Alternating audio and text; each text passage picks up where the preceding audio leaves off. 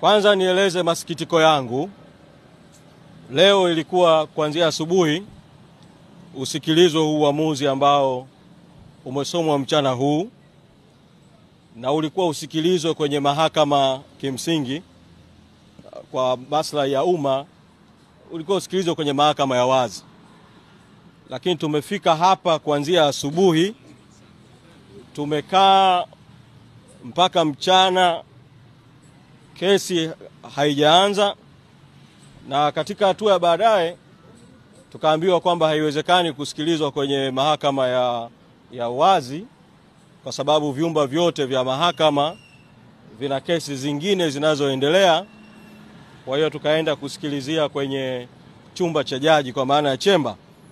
Kwa ni watu wachache ndio ambao wamepata fursa ya kusikia kiundani hayo maamuzi wakati yanasomwa na maelekezo mengine yaliyofuatia kufuatia uamuzi huo. Sisi tunaamini wakati jaji anapanga tarehe ya kesi ya leo, mfumo wa mahakama ulipaswa uwe umepanga utaratibu ambao ungesababisha mwingiliano huu ambao umesababisha hali hii iliyosababisha. Kwa hiyo ni rai yangu kwa mahakama, wakati mwingine ambapo mahakama inapanga kesi, mahakama itende haki na haki ionekane ikitendeka kwa wengi.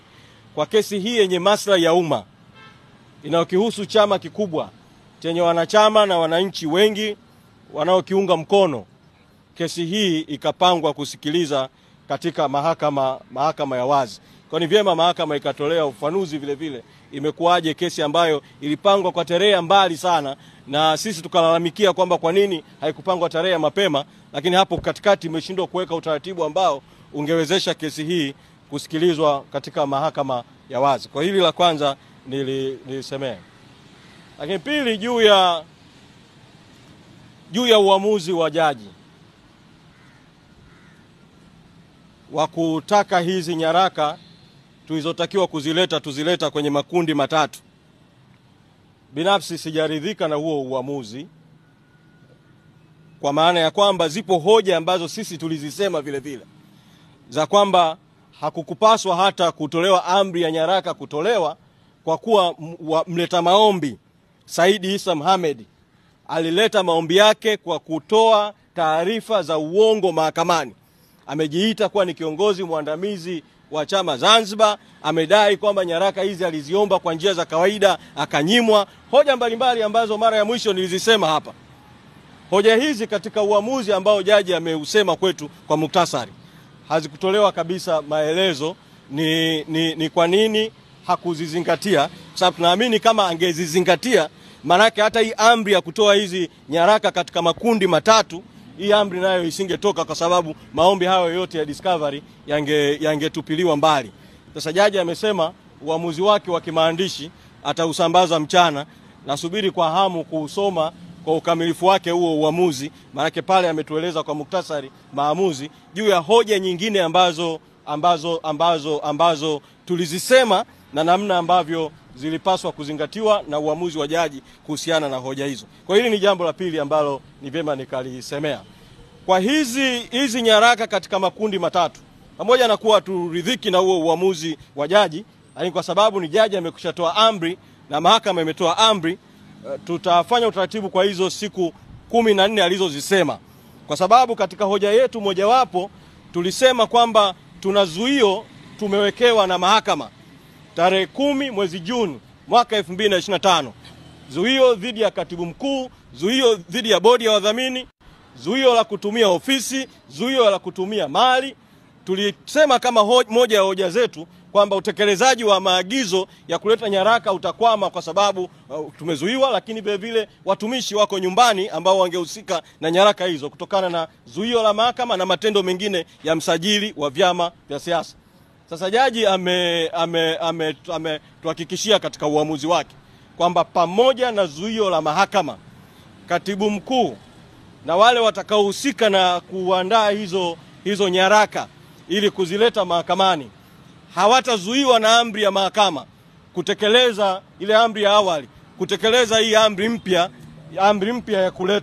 ya kuleta nyaraka, na amekwenda mbele zaidi kwa kusema kwamba kama tutafata kikwazo chochote popote kwa yoyote, basi turudi kwake kwa mfumo wa kimahakama kuhakikisha anatoa amri mahususi. Sasa kutokana na hiyo aliyolisema jaji, tutafanya kila linalowezekana kuhakikisha kwamba ndani ya hizo siku 14 haya makundi matatu ya nyaraka ambazo ni nyaraka zilizo wazi kwa umma, taarifa ya mwaka ya ukaguzi wa mahesabu ya chama katika miaka hiyo ya 2019 mpaka 2024, taarifa ya mwaka ya mali na rasilimali za chama za mwaka 2019 2024, ni nyaraka wazi kwa umma, ziko kwa ofisi ya CAG, ziko kwa msajili wa vyama. Tutafanya utaratibu wa kuzileta, na hizo bank statement za akaunti moja tu mahususi walizoziomba za kuanzia mwaka 2021 mpaka 2024 kwa amri hii ya jaji aliyoitoa, tutafanya utaratibu wa kuwasiliana na benki inayohusika. Tunaamini benki itazingatia amri hii ya mahakama na haraka sana itaweza kutimiza hayo ambayo yameomba. Kwa hilo tutalifanya. Lakini jambo la tatu ambalo ni vyema nikalisemea ni kwamba baada ya jaji kutoa uamuzi huo wa kutoa siku 14 tulete nyaraka, upande wa pili nao ukataka upewe muda kwamba wakizipokea hizo nyaraka baada ya siku 14 watumie muda gani kuzipitia, alafu ndio mahakama ipange kusikilizwa kwa kesi. Ni masikitiko yangu, na hili nilieleze tu kwamba upande huu wa pili ulitaka kujaribu kutumia mahakama kuchelewesha kabisa haki, kwamba wapewe siku 21 wakipewa hizi nyaraka ili wazipitie, alafu ndio turudi tena mahakamani. Kwa kukawa na mjadala kuhusu jambo hilo, na hatimaye jaji akatoa uamuzi, na jaji ametoa uamuzi wa kuipanga kesi tarehe 30 mwezi Oktoba.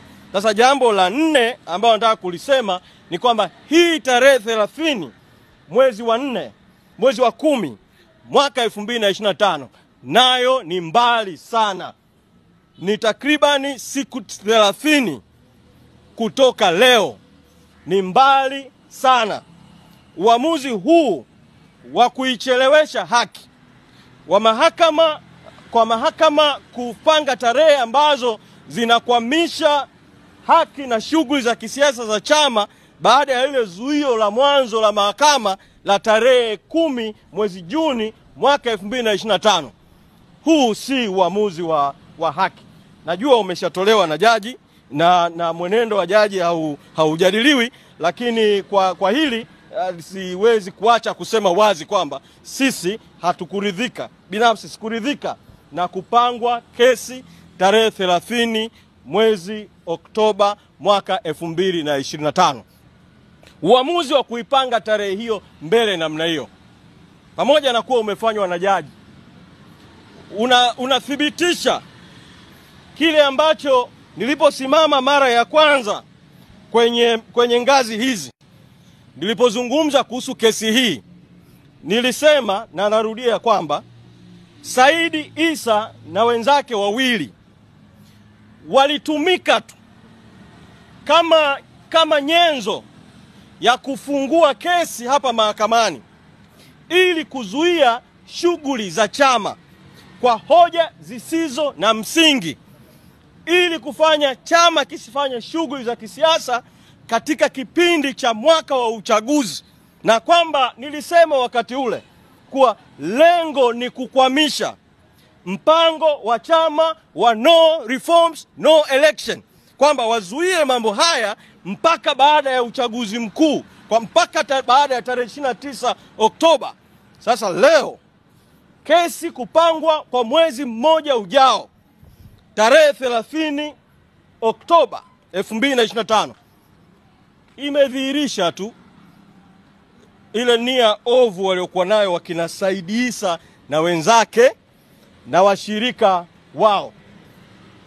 Rai yangu mimi kwa wana Chadema na rai yangu kwa Watanzania, nilimsikia rais jana akisema maneno, na hili nisimnukuu vibaya, ni vyema nikayanukuu kama ambavyo aliyasema yeye, rais akiwa Pwani Rais Samia amesema wananchi wasiogope kwenda kupiga kura, na akasema kwamba hao waliokataa uchaguzi wamekataa wenyewe, wasiwatishe, na akasema na mengine.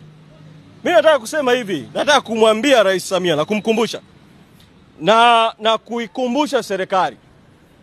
Bahati nzuri mimi nilikuwepo kwenye mazungumzo na rais kuanzia tulipokutana Chamwino mwezi Mei mwaka 2022 na nimekuwepo kama sehemu ya timu ya watu watano ya upande wetu ya mazungumzo ya maridhiano tuliozungumza kwa mwaka mzima kuanzia mwezi Juni mwaka 2022 mpaka mazungumzo yalipovunjika mwezi Juni mwaka 2023.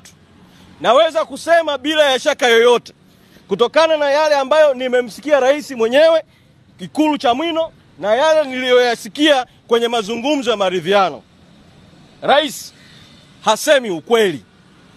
Ukweli ni kwamba uamuzi wa sisi kuamua kuchukua msimamo wa no reforms no election ni baada ya kuona bila ya shaka yoyote kwamba Rais Samia ahadi yake ya 4R ikiwemo reforms ilikuwa ni ahadi ya uongo, ilikuwa ni unafiki, na hakuwa tayari yeye Rais Samia na serikali yake na chama chake cha CCM kufanya mabadiliko na marekebisho yoyote ya kikatiba na ya kisheria ya maana yenye kuwezesha uchaguzi huru na haki. Na uamuzi wa baadaye wa tume inayojiita huru isiyokuwa huru ya kutamka kwamba Chadema hairuhusiwi kushiriki uchaguzi kwa sababu haijasaini maadili ulikuwa ni sehemu tu ya visingizio kinyume cha sheria vya kutengeneza mazingira ya kuhalalisha yale ambayo Rais Samia na serikali yake walishayapanga toka awali. Kwa hiyo anayepaswa kubeba mzigo